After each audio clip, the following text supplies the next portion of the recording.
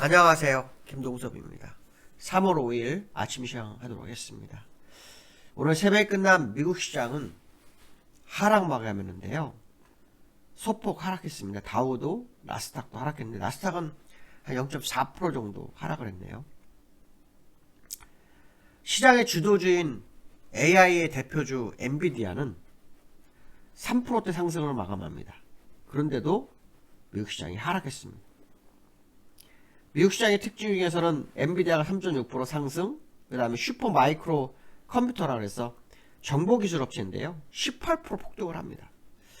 그런데도 미국 시장이 하락했습니다. 두 기업이 하락을 주도했죠. 하나는 애플이었습니다. 애플이 2.54% 하락했는데요.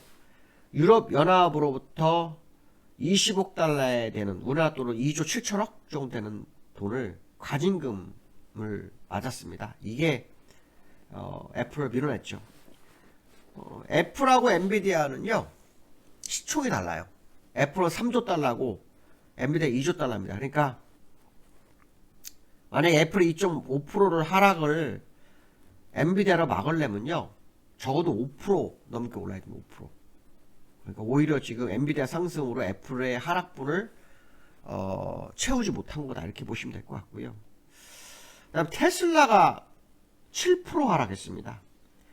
가격 할인 정책 영향이라고 하네요. 그래서 애플과 테슬라의 하락이 다른 기술주의 상승에도 불구하고 나스닥 하락으로 유도했다. 이런 생각을 해야 될 것 같고요.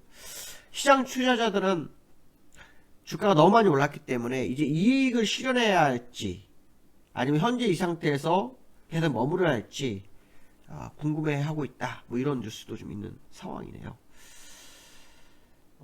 이번 주에는 어저께도 말씀드렸지만 8일날 제롬 파워 8일날 고용지표가 있습니다. 그래서 실업률 3.7% 정도 예상을 하고 있죠. 고용은 한 11만 명 이상 줄은 걸로 좀 나오고 있는데 예상치가 대로 나온다면 또 둔화 가능성이 제기될 수 있죠. 예, 그것도 확인해야 될 것 같고요. 그 다음에 6일하고 7일 그러니까 내일과 내일 모레 제롬 파월의 의회 증언이 있죠. 의회 보고가 있습니다. 6일날은 하원에서 있고요. 7일은 상원에 있습니다. 시장에서는 민주당이 계속해서 제롬 파월을 금리 인하 압박을 할 거라는 쪽에 분위기가 형성되고 있고요.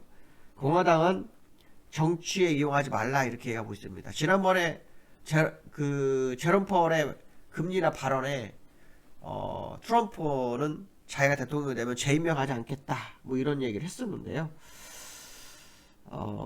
제롬 파월의 시장에 대한 비리기적이냐 매파적이냐 이게 또 시장에 상당히 의미를 좀 부여할 수 있겠다 이렇게 보면 될 것 같고요. 라파엘 보스텍 애틀란타 여론총재가요 3분기에 첫 금리 인하를 하고 일시 중단할 거다 뭐 이런 발언도 하는데요. 연준 의원들 사이에서도 생각이 너무 다릅니다. 어떤 사람은 금리 인하 안 할 수도 있다 얘기하는 사람도 있고 어떤 사람은 3번을 해야 한다고 말하는 사람도 있고 그렇네요. 시장 일각에서는 올해 금리 인하 없을 거다 얘기를 하고 있는데 금리 인하 없으면 내년에 빅숏 가능성이 있죠. 빅숏 가능성이 있습니다. 왜냐하면 상업용 부동산 문제가 수면으로 올라오기 시작한 지가 좀 됐습니다. 이제 완전히 부양하느냐 못하느냐 거죠. 붕 올라오느냐 아니면 또 수면 밑에서 살살 노느냐 수면 위로 부상하느냐 아니면 그렇지 못하느냐 이게 지금 싸움인데요. 오늘 미래에셋이 뭐 미국의 한 건물에 한 1,800억 노는데 뭐 10원도 못 건질 것 같다 이런 뉴스가 나오더라고요. 뭐 시장에 지금 여전히 주가가 좋아서 안 좋은 게 보이지 않는 거거든요. 주가가 소강 상태에 접어들 시점 분명 올 텐데 그때는 이제 시간적으로 좀 남았지만 그때 문제가 되겠죠.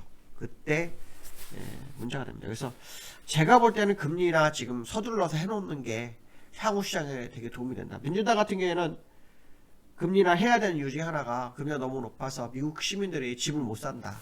그리고 경제가 너무 어려워진다. 생활이 너무 힘들어지기 때문에 빨리 생활을 풀어줘야 된다. 이런 조언이 굉장히 많은 것 같다. 말씀드릴 수 있을 것 같습니다.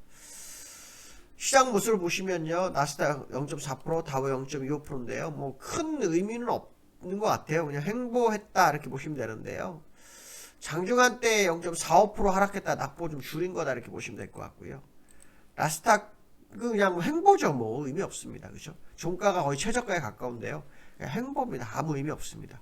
기술적으로 뭐 의미를 부여할 상황이 아니죠. 특히 사실 미국장과 우리나라장은 많이 달라요. 미국장은 신고가고 우리나라는 바닥에서 지금 올라갈까 말까 고민하는 거잖아요. 물론 중국과 홍콩에 비해서는 높은 위치에 있지만 전 세계에서 가장 뒤처진 나라 중에 하나입니다. 물론 2월 한 달로 보면 우리나라가 상승이 제일 높긴 하지만 우리나라는 항상 늦게 출발하는 그런 경향이 있거든요. 그래서 현재 국내장 사실은 미국과 이렇게 차트를 비교할 수는 없습니다. 그러나 미국 차트를 봄으로 인해서 시장의 흐름은 알 수 있겠죠. 여전히 상승 마인드로 시장이 있는지 그렇지 않은지 이걸 확인해야 되기 때문에 미국 시장을 보는 거다 이렇게 보시면 될 것 같고요.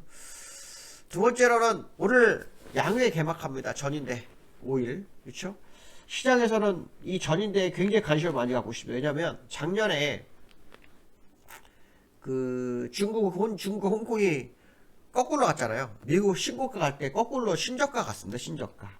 그러다 지금 많이 올라왔죠. 그 당시 올라오면서 지준율 인하하고 금리 인하하고 공매도 금지하고 그 다음에 뭐 자금 수혈하고 하는 게 굉장히 많았습니다. 한 4-5번 했는데 그래도 지금 시장에서는 추가 부양책이 이 전인대에서 나올 거냐 아닐 거냐 이 얘기를 좀 하고 있습니다. 특히 성장률 중국 5%를 제시하는데요. 학자들이나 외부에서는 전부 4.6 이상 나올 수 없다. 뭐 이렇게 분위기가 형성되고 있기 때문에 중국이 5%로 가기 위해서 추가 부양을 시도할지를 봐야겠죠. 왜냐하면 전 세계 시장이 다 신고가 갱신하고 있는 상황인데 중국은 여전히 뭐 바닥권에 있고 우리나라는 그보다 약간 높은 데 있지만 두 나라가 중국과 우리나라는 별로 그렇게 좋은 장은 아니잖아요. 그래서 중국의 어떤 흐름이 되게 중요할 거다. 이런 얘기 좀 해드리고 싶고요. 중국 차트를 좀 보시면 어저께 홍콩과 중국이 플러스로 마감을 했거든요. 중국 홍콩 차트를 좀 보시면은 이렇죠. 뭐 많이 올라왔죠, 그렇죠? 상해도 여기서부터 올라온 거니까요. 그렇지만 여전히 뭐 올라간 게 없다 이런 얘기 해드리고 싶고요. 상해도 지금 별로 올라온 게 없죠. 맞아요. 주봉으로 보면 뭐 바닥권이잖아요, 그렇죠? 홍콩 바닥권이고 중국도 바닥권이에요. 그러니까 올라온 거 없습니다. 일봉만 보여줘서 모르셨겠지만 주봉이나 월봉 보면요 완전 바닥권에 있기 때문에 중국 입장에서는 이번 올라올 때 부양책을 통해 한 번 더 올리려고 하겠죠. 그래서 그 경기 부양에 대한 이슈가 이번 전인대에서 나오는지 이게 지금 시장의 중요한 관전 포인트다 이렇게 보시면 될 것 같고요. 어저께 코스피 외국인 대량 매수에 상승을 했는데요. 어저께 외국인들 수급이 되게 중요했어요. 어저께 외국인들 7천억 샀죠. 그저께 그러니까 지난주 금요일날 같은 경우에는 매도했는데 동시효과에 1,700억 매수로 전환을 했어요. 이제 외국인들이 연일 매수를 하고 있거든요. 올해만 지금 많이 들어왔어요. 올해만도 뭐 제법 들어왔습니다. 12조 들어왔죠. 12조. 코스닥은 안 들어왔습니다. 12조 들어왔습니다. 근데 기관은 거의 한 8조 정도 팔았어. 8조. 지금 외국인들은 계속 시장을 살 수밖에 없는 상황일 수도 있습니다. 왜냐하면 코로나 이후로 외국인이 전체 시가총액 우리나라 전체 시가총액 35%를 차지했거든요. 지금 29%예요. 그러니까 6% 정도 6% 정도 더 들어와야 될 거다. 그럼 6%면요 60조 정도 돼요. 60조. 그러니까 올해 어마어마하게 살 수도 있다는 거죠. 왜냐하면 그 코로나 이후로 600억 달러가 나왔거든요. 60조 정도, 70조 정도 나왔기 때문에 지금 70조에서 12조 들어왔으니까 60조 정도 추가로 들어오는지가 굉장히 중요한 상황이다 이렇게 보시면 될 것 같고요. 오늘 국내장은 뭐 삼성전자 어저께 상승했기 때문에 삼성전자 흐름을 봐야 될 것 같고요. 그다음에 수급적으로 외국인의 흐름을 봐야 될 거다 이렇게 말씀드리고 있을 것 같습니다. 여기까지 하겠습니다. 감사합니다.